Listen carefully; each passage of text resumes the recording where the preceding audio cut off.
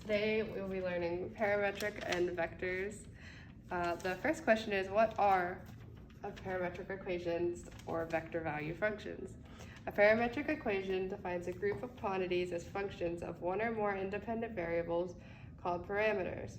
A vector valued function is a function of one or more variables whose range is a set of multidimensional vectors.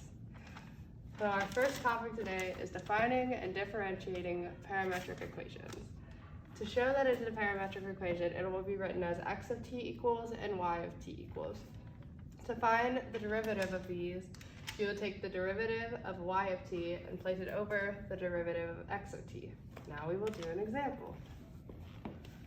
So you take the y of t, which in this case is 5, and take dx dt, which in this case is 6t. And that gives you your dy dx.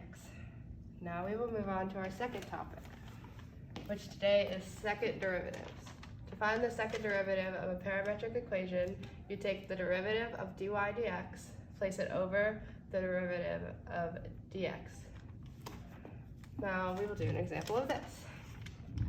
So you first have to find dy dx, which in this case will be 4t over 3. Now you take this and you have to differentiate that. So you place the bottom times the derivative of the top minus the top times the derivative of the bottom. Place it over the bottom squared, and then place all over that over dx dt, which in this case is 3. After you simplify that equation, it should give you 4 over 9. Our next topic is finding arc length given a parametric equation. The formula for this is L arc length equals the integral from a to b of the square root of dx dt squared plus dy dt squared. An example of this, first have to find dx dt and dy dt, which in this case is 4t and 3t squared. So then we're going to find it from 0 to 1. So then for this, you take the integral from 0 to 1 of the square root of 4t squared plus 3t squared squared dt. Now you could either go through and solve it as is or place it into a calculator, and it should give you 2.342. Now our next topic is defining and differentiating vector valued functions. The formula for this is r of t is f of t and g of t, and to prove that it's a vector, you see these pointy brackets. And to find the derivative, you just take the derivative of f of t and the derivative of g of t. So we'll do an example where f of t equals 2t and gt is 4t squared. So r of t in this case equals pointy bracket 2t, 4t squared, pointy bracket. So then r prime of t equals pointy bracket 2, 8t, pointy bracket. Now our next topic will be integrating vectors, and for this it is very similar to taking the derivative, but you will take the integral of both f of t and g of t to find the integral of r of t.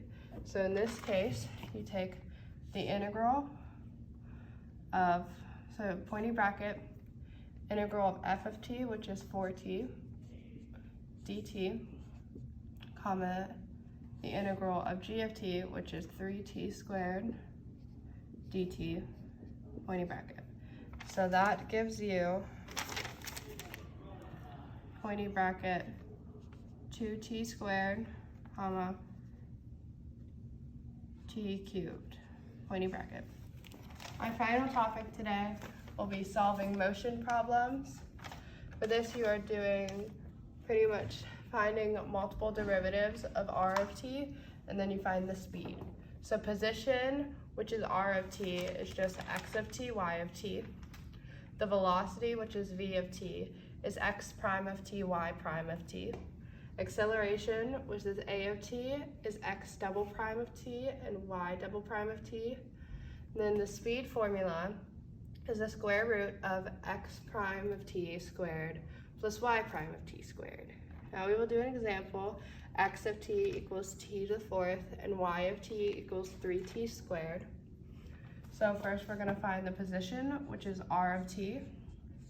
So that will equal pointy bracket t to the fourth, 3t cubed. Okay. Then we will find v of t,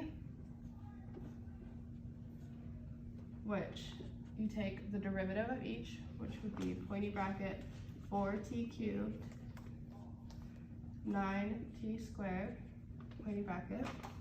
Then you find the acceleration, which is a of t. You take the derivative again, and you get 12t squared and 18t. Now for speed, you take the velocity, so which in this case was 4t cubed, and you square each part of it and square root all of it.